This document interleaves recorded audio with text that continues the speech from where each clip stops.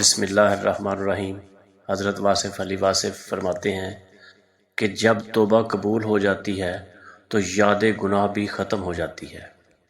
اس قول کی تفہیم کے لیے لازم ہے کہ یاد اور یادداشت میں فرق کو ملحوظ خاطر رکھا جائے۔ یاد کا تعلق دل سے ہوتا ہے اور دل کا تعلق رغبت سے ہے۔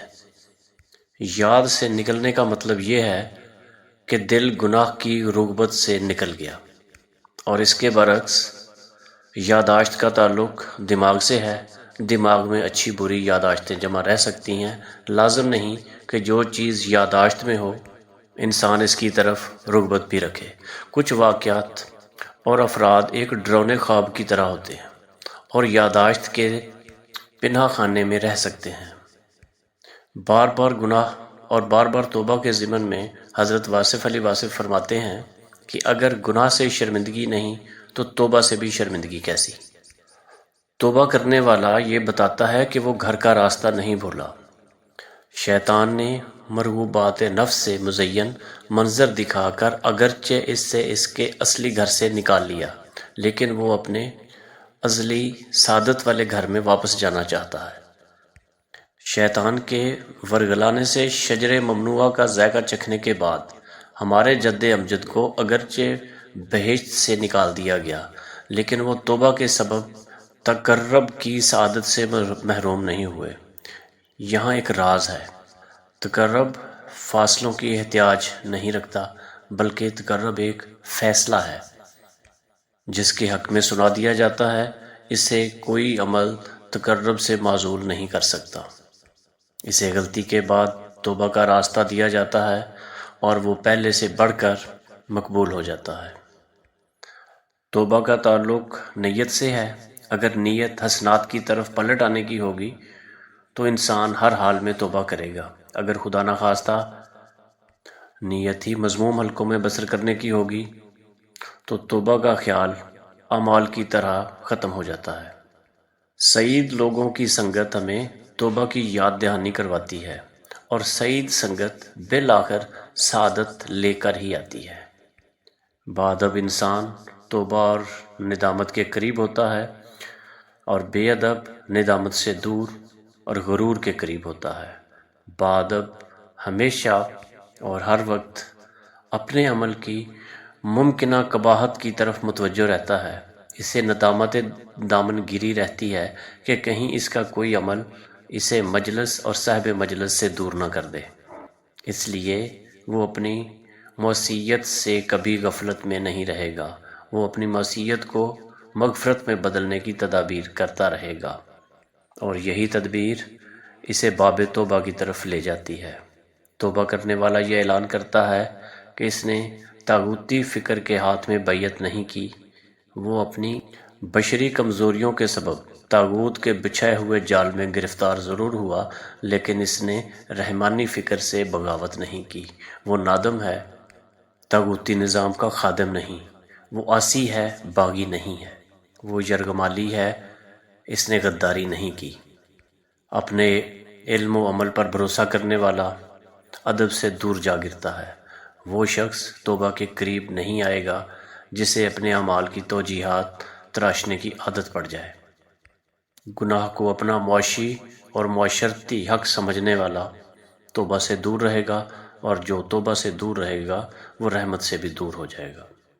توبہ کرنے والا اپنے رب کی رحمت کو پکارتا ہے، اور اس کی رحمت اس کے غضب پر حاوی ہے، اس لیے اس کے غضب کا حکم جاری ہونے سے پہلے توبہ کرنے والے کے حق میں رحمت کا حکم جاری ہو جاتا ہے۔ باب العلم حضرت علی کرم اللہ وجہہ کا قول مبارک ہے کہ توبہ روح کا غسل ہے۔ احادیث میں ہے کہ جمعہ کے روز غسل کرنے سے ہفتے کے گناہوں دھل جاتے ہیں۔ ظاہر ہے یہاں غسل سے مراد صرف بدن پر پانی بہانا نہیں، بلکہ چہرہ اور رخسار پر آنسو بہانا۔ ظاہر پرست صفائی اور طہارت میں فرق ملحوظ نہیں رکھتے۔ عین ممکن ہے ایک شخص اپنے بدن کی صفائی رکھتا ہو، اس کا بدن جراثیم سے پاک ہو، اس کے کپڑے پرفیوم سے معطر ہوں، لیکن وہ طہارت سے دور ہو۔ اس کے برعکس یہ بھی ممکن ہے کہ ایک مزدور پسینے میں شرابور ہو، گرد سے اٹے ہوئے کپڑے پہنے ہوئے ہو، لیکن وہ باوضو ہو کر طہارت حاصل کر چکا ہو۔ لباسوں میں جس لباس کی تعریف کی گئی ہے وہ تقوی کا لباس ہے۔ تقوی، طہارت اور توبہ ایک ہی پاکیزہ مثلث کے 3 زاویے ہیں۔ توبہ کرنے والا طہارت چاہتا ہے، اور طاہر شخص کسی مطہر و متقی ذات کا قرب ہو جاتا ہے۔ وہ کسی بارگاہ ادب میں زاویہ نشین ہو جاتا ہے اور انجام کار خیر سے ہمکنار ہو جاتا ہے۔ جس طرح دنیا ظاہر میں ہم اپنے سے امیر لوگوں میں بیٹھتے ہیں تو ہمیں اپنی غربت کا احساس ہوتا ہے، اسی طرح جب اپنے سے متقی اور مطہر لوگوں میں بیٹھتے ہیں تو ہمیں اپنی روحانی غربت کا اندازہ ہوتا ہے۔ متقی لوگوں کی سنگت، ظاہر لوگوں کی صحبت ہمیں اپنے رجس سے مطلع کرتی ہے اور ہم توبہ اور طہارت کی طرف مائل ہو جاتے ہیں۔ حضرت واصف علی واصف صاحب فرماتے ہیں کہ توبہ شکنی دراصل عہد شکنی ہے، اور عہد شکن خود اپنی نظروں سے گر جاتا ہے۔ جس سے عہد شکنی ہو جاتی ہے تو غافل شخص اس سے بھاگتا ہے، لیکن غافل شخص اس کی طرف بھاگتا ہے۔ وہ جانتا ہے کہ کوئی راہ فرار ممکن نہیں، اس کی ملکیت میں کوئی جائے فرار نہیں۔ وہ ظالموں کا احاطہ کیے ہوئے ہے۔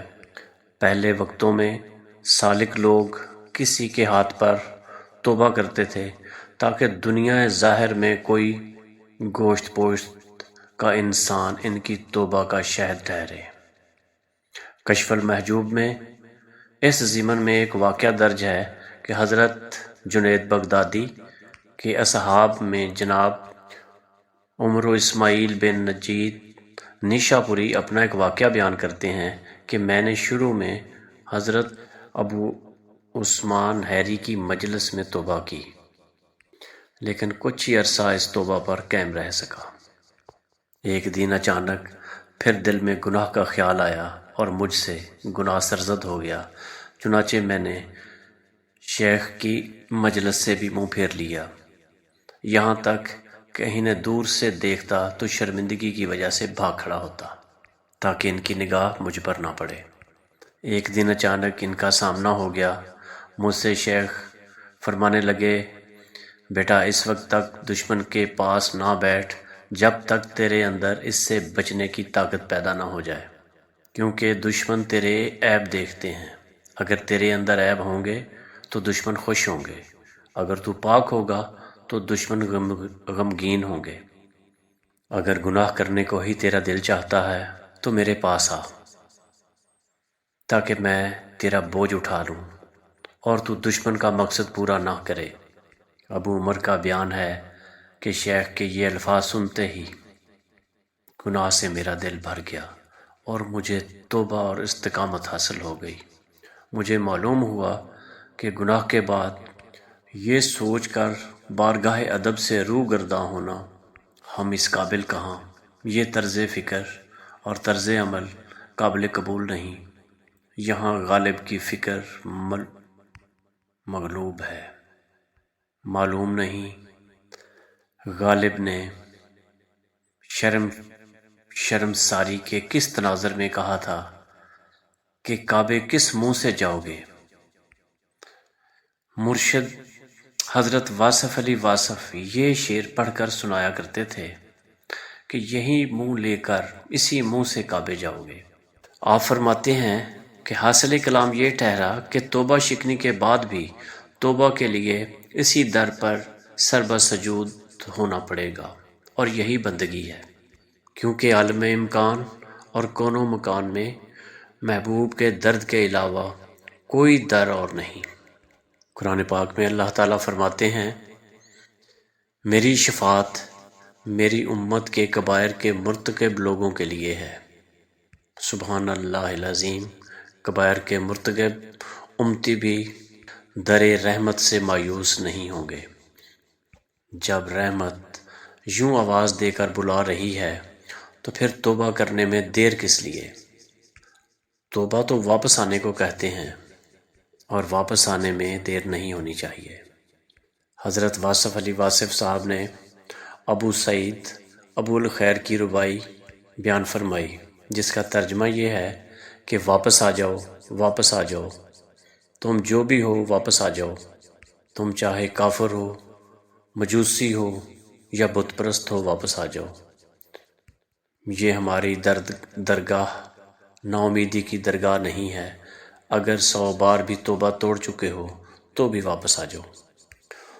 توبہ اس وقت تک جاری رہنی چاہیے جب تک قبول نہ ہو جائے، اور اہل اللہ نے توبہ قبول ہو جانے کی ایک یہ نشانی بتائی کہ جب توبہ قبول ہو جاتی ہے تو وہ گناہ دوبارہ سرزد نہیں ہوتا، اور اگر گناہ دوبارہ سرزد نہ ہو تو یہ پھر آپ یقین کر لیں کہ آپ کی توبہ قبول ہو گئی۔